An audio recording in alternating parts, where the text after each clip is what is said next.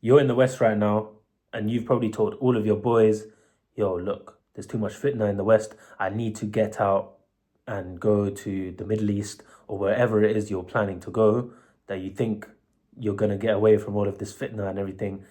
Let me tell you, bro, I agree with you. First of all, I agree with you 100%. And I think all of us should be striving towards that. In your head, you're probably thinking, I need to make all of this money and I need to get to a point where I'm earning this much and then I'll have the ability to move to a certain country with my wife, maybe raise my kids there, whatever. Your plan, alhamdulillah, man, and inshallah, all of you, man, that have that plan, it all comes true. But for right now, you lot are stuck in the West, bro.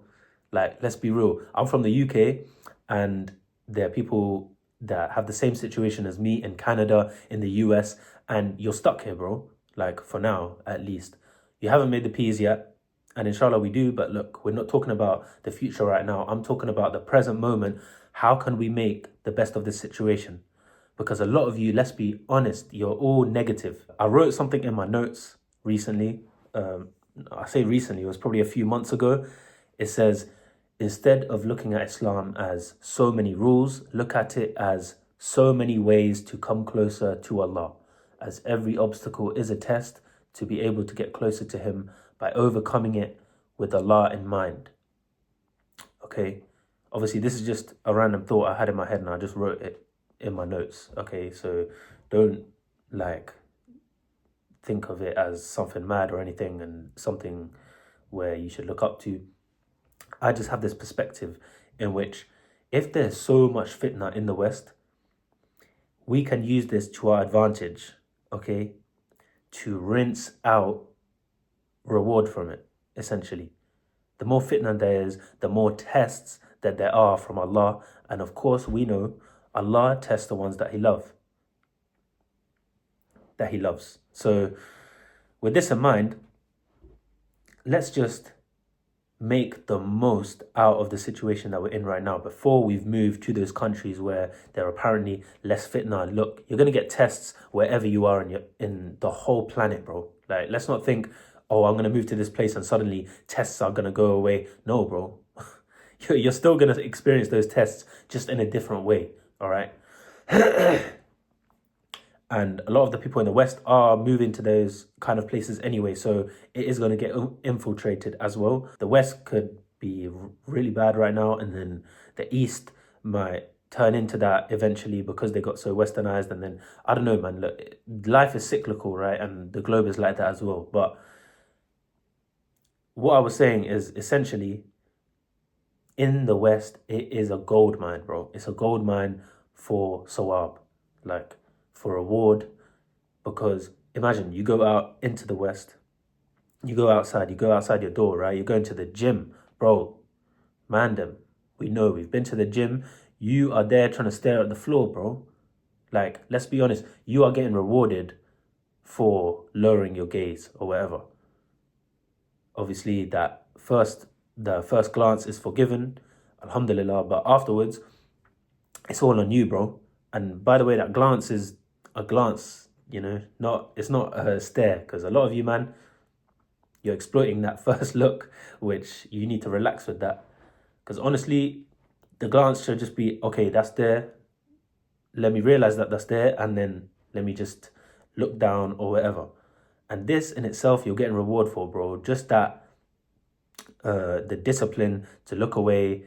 This is, first of all, it's increasing your discipline, which is a skill which you need to increase over time with things that are hard, right? Second of all, you're also getting reward every time you do it. Bro, in the West, it is literally a gold mine for reward if you pass the test. So, okay, that's how you should be looking at it, not negatively as, oh, there's so many tests around and, I can't pass them and I need to... So many of you are just negative, and this is the problem. This is the problem I see, because how is being negative going to help you in other parts of life? Yeah. Is it not better to look from the point of view of, okay, this is bad.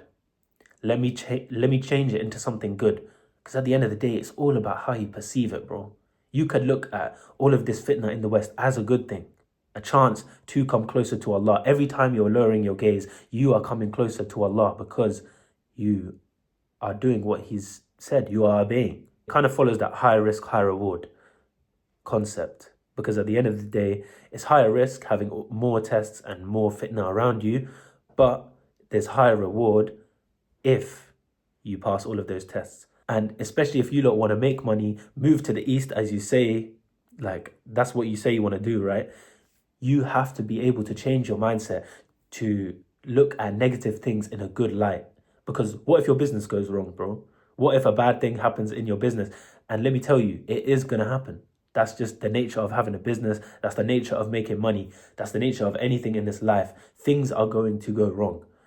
But the thing is, it's not about whether it goes wrong or not. It's about when it goes wrong, how are you going to react? How are you going to look at that situation?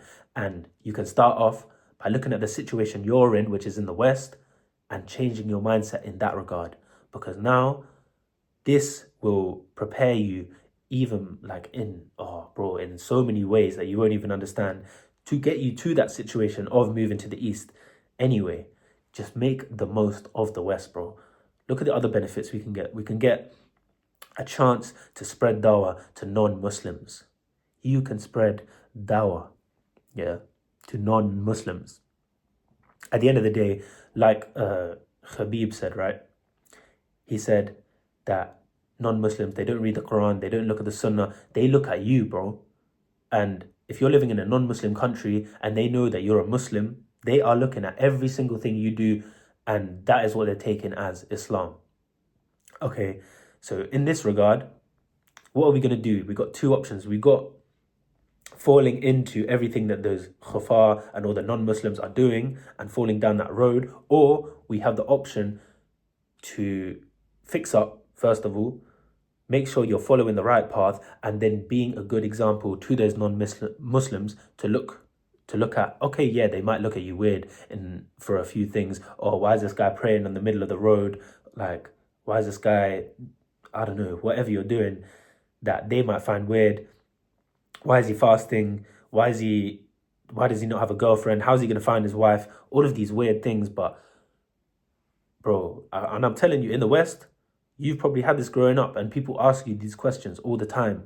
You're growing up as a Muslim. And a lot of you, unfortunately, you fell into the trap of, instead of staying strong and telling them, no, look, this is how Islam works, you fell into their trap and you went down the road of just following them because, first of all, you may not have had enough knowledge at that age, so you just got carried away, or you were just too embarrassed, or whatever the situation was. A lot of you, when you're younger, will just fall into that road, and it's unfortunate. But as you get older, a lot of us, especially at uni or wherever, I know for myself, I rediscovered the deen, okay? And then obviously this changed my life completely, alhamdulillah. But once you rediscover the deen, you actually realize, okay, this is why this happened. This is why I think like this. And now you can somewhat hold an argument with someone like that, that asks these basic questions. Okay, why do you pray like this? Why do you fast for this?